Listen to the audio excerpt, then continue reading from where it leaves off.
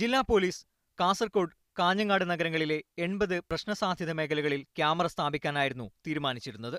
എന്നാൽ 72 ക്യാമറകൾ മാത്രമാണ് സ്ഥാപിച്ചത്. 2.3 കോടി രൂപ ചിലവിലായിരുന്നു പദ്ധതി. കെൽട്രോണിന്റെ സാങ്കേതിക സഹായത്തോടെയാണ് ക്യാമറകൾ സ്ഥാപിച്ചത്. ക്യാമറകളിൽ നിന്നുള്ള ദൃശ്യങ്ങൾ പരിശോധിക്കാൻ അതാത് ഇൻസ്പെക്ടറുടെ ഓഫീസിൽ 24 മണിക്കൂറും സംവിധാനം ഒരുക്കിയിരുന്നു.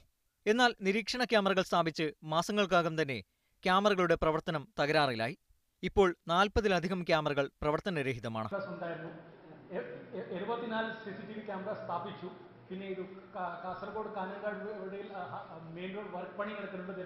8 were not. വർഗീയ സംഘർഷങ്ങൾ സ്ഥിരമായി ഉണ്ടാകുന്ന പ്രദേശങ്ങളിലാണ് ക്യാമറകൾ സ്ഥാപിച്ചത്. പ്രശ്നങ്ങളുണ്ടായാൽ ക്യാമറകളിലെ ദൃശ്യങ്ങൾ പോലീസിന് സഹായകരമാവുമെന്നായിരുന്നു വിലയിരുത്തിയിരുന്നത്. കെൽട്രോൺ സ്ഥാപിച്ച ക്യാമറകൾ മാസങ്ങൾക്കകം തന്നെ പ്രവർത്തനരഹിതമാവുകയായിരുന്നു. ക്യാമറകൾ മാറ്റിസ്ഥാപിക്കാൻ ഇതുവരെയായും കെൽട്രോൺ തയ്യാറായിട്ടില്ല. ഷെഫീഖ് നസറുള്ള, മീഡിയ 1, കാസർകോട്.